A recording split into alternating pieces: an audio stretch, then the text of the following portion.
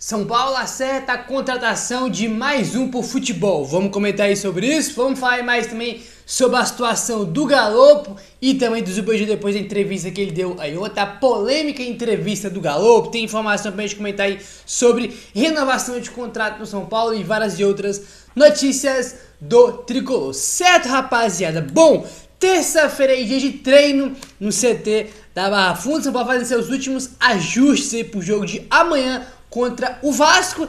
E olha só quem apareceu aí no campo hoje no CT. Desfalques do São Paulo, o volante Pablo Maia e o Michel Araújo tiveram registradas as suas presenças em campo no CT da Barra Funda nesta terça-feira em atividades de fisioterapia, tá? Então, ambos apareceram aí. São Paulo postou foto dos dois lá, né, cara? Trabalhando lá no campo, fazendo fisioterapia. Trabalha aí, né, atividades de fisioterapia. O Pablo que só volta ano que vem e o Michel Araújo também, né? Foi duas lesões graves, inclusive. O Pablo Maia fez duas cirurgias, né? Pra quem não sabe, aí fez 2 procedimentos. E o Michel Araújo ali, quando ele se machucou, tinha notícia que ele podia fazer a cirurgia, mas depois, né, falaram que não ia fazer, que ia fazer um tratamento convencional ali mesmo. Porém, só volta ano que vem também. Nenhum dos dois reforça o São Paulo esse ano aí, em 2024. Só em 25, tá bom? Pablo Maia faz uma falta absurda, né, cara? Falta absurda que ele faz. É aí. Jogos fora do Morumbi afasta São Paulo de recorde de público, rapaziada. Olha aí, temos uma sequência de shows aí no Morumbi. Não jogamos contra o Corinthians no Morumbi, jogamos em Brasília. E agora, mais um mando do São Paulo que a gente vai jogar agora no Brinco de Ouro da Princesa, no estádio do Guarani. Segundo jogo seguido, que era para ser no Morumbi, mas é fora aí por causa de shows. Olha só isso aqui, ó. Em 2023, ano passado, o São Paulo levou aí, né, cara, ou melhor, a torcida, né, cara, aí no estádio ano passado colocou aí 1.567.000 torcedores, tá? 1.567.000 torcedores tiveram no Morumbi em 2023. Em 2024, até aqui, foram 1.381.000 torcedores este ano, tá bom? O São Paulo tem mais 4 jogos como mandante. O São Paulo precisa, nesses 4 jogos, colocar aí 46.315 torcedores nos estádios aí, em média, para poder bater o recorde do ano passado, né, que foi de 1.567.000 torcedores. Então, tem 4 jogos aí, e nesses 4 jogos tem que ter mais de 46.000 pessoas para bater o recorde de público geral do ano passado. Só que já tem uma questão aí, ó.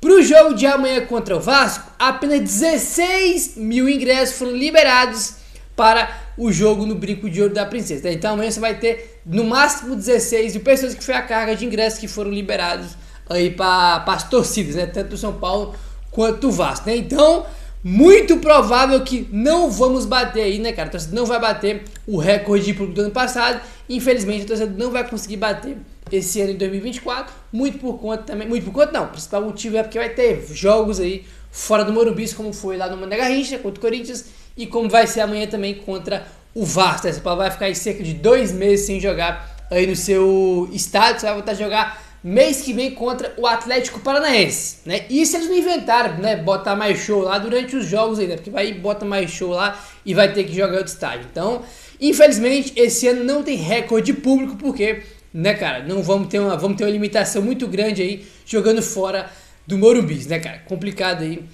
essa situação.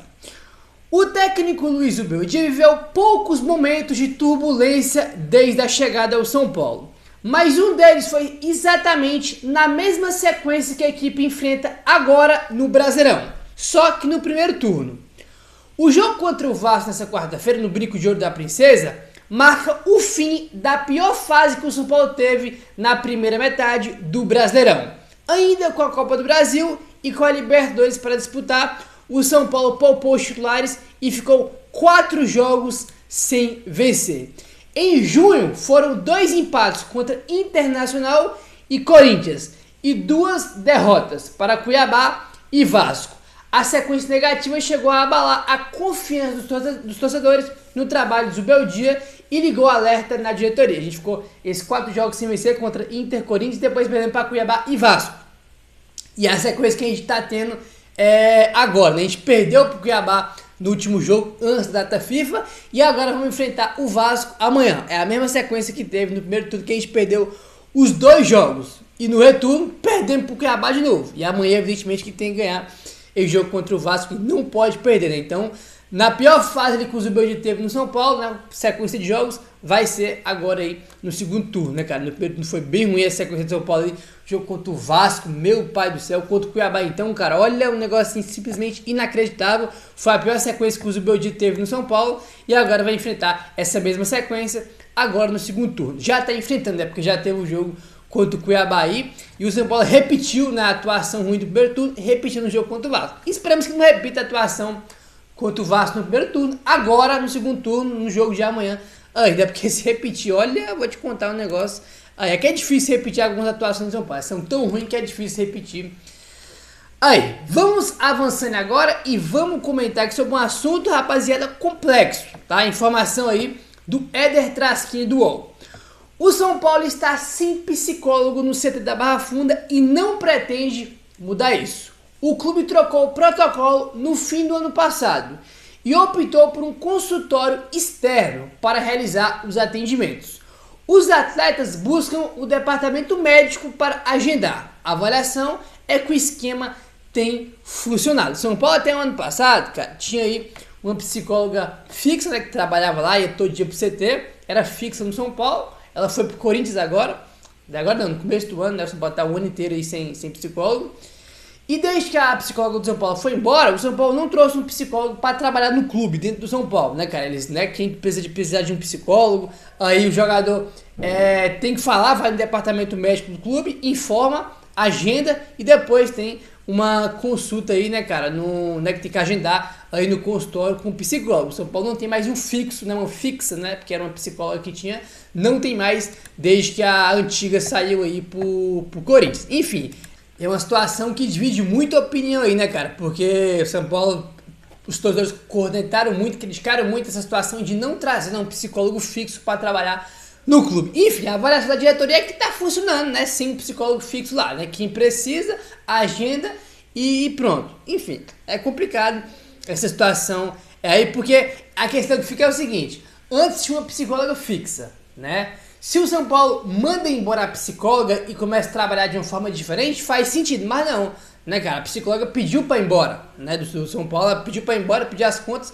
foi pro Corinthians. Então, se o São Paulo achava que era melhor não ter um psicólogo, por que tinha antes lá, né? Porque o São Paulo não demitiu, ela pediu para poder sair, né? Então fica meio contraditório aí essa situação, mas enfim, complicada essa situação aí, tá bom? Vamos avançando agora, rapaz, e vamos comentar aí sobre a situação do Galopo / Zubeldia depois da entrevista bizarra, e vou repetir, entrevista vergonhosa que o Galopo deu ontem, bizarra, tá? Bizarro aí, vergonhoso que eu falo pelo contexto, tá? O Alexander Vieira postou aqui, ó: entrevista do Galopo só serviu para queimar o técnico e criar um mal-estar. O São Paulo errou completamente o time. E isso se não foi orquestrado a entrevista. O discurso do Casares sobre a união parece que está sendo aplicada só por ele. Cara, teve gente falando, um monte de gente aqui no comentário, no vídeo, mas é que tem que falar mesmo, tem que falar porra nenhuma, meu irmão. Tem que falar porra nenhuma. O time tá jogando mal pra cacete, vem de 2 eliminações nas Copas, então a diretoria tá fritando o técnico, momento muito ruim, time bem mal aí na temporada, todo mundo jogando mal pra cacete. Aí tu vai pegar um jogador que tá insatisfeito no clube, que nem joga pra dar entrevista, cara.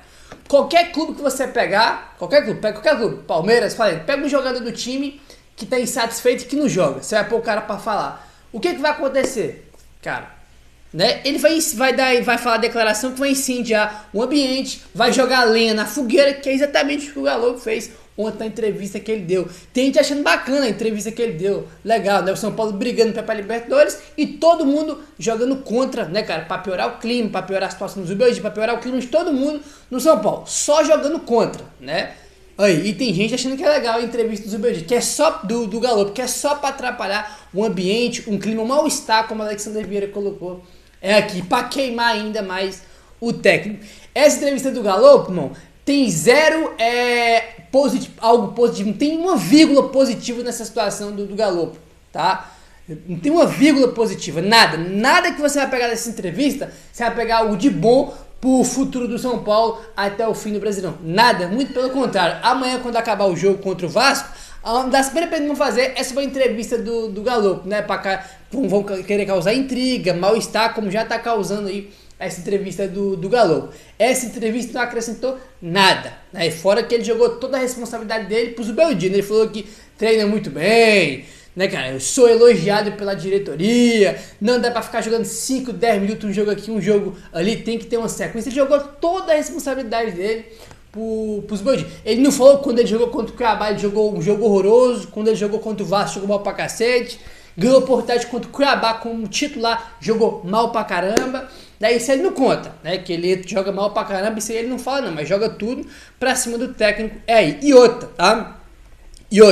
Tem gente que é difícil, né, cara, você vê alguns comentários, parece que tem gente que não entende, que vive em outro mundo, ou é burra mesmo pra falar a verdade, que é o seguinte: você pode achar o trabalho do Zubeldia ruim, você pode achar ele um péssimo técnico, você pode achar que ele tem que ir embora. Tá tudo certo. Agora, não tem nada a ver com esse processo de fritura e com essa entrevista aí, que parece muito ser orquestrada, planejada aí num processo de fritura do Zubeldia, né, cara? O time mal, toda hora saindo notícia aí que a diretoria solta pra queimar o técnico. Ah, tá insatisfeita com isso. Ah, que não gostou daquilo. Aí vai e bota um jogador que nem joga pra dar entrevista, pra jogar pressão em cima do técnico, né?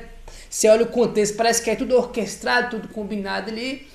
Entendeu? Você pode achar que o trabalho do cara é ruim, mas o que estão fazendo com ele é uma sacanagem. Você não tem que fazer nem com o Zubeldia, nem com o Dorival, nem com o Carpini, nem com o Diniz, nem com ninguém, irmão. Entendeu? Você acha que o trabalho é bom? Ótimo. Você acha que o trabalho é ruim, que tem que mandar embora, vai lá e manda o cara embora, demite. Agora, fazer todo esse processo, esse circo, essa palhaçada aí, isso só tem um prejudicial nisso aí, que é o São Paulo em campo. Só o São Paulo que se prejudica, que tá brigando aí para Libertadores, só prejudica o São Paulo, não acrescenta em nada. Mas tem gente que acha legal a entrevista lá que estão dando, que o Galo deu lá pra ESPN ontem, que não acrescenta em absolutamente nada, tá? Em nada é isso. Você pode achar, vou repetir, você pode achar o trabalho dele ruim, que ele tem que ser mandado embora. Agora, esse contexto todinho de fritura é ridículo.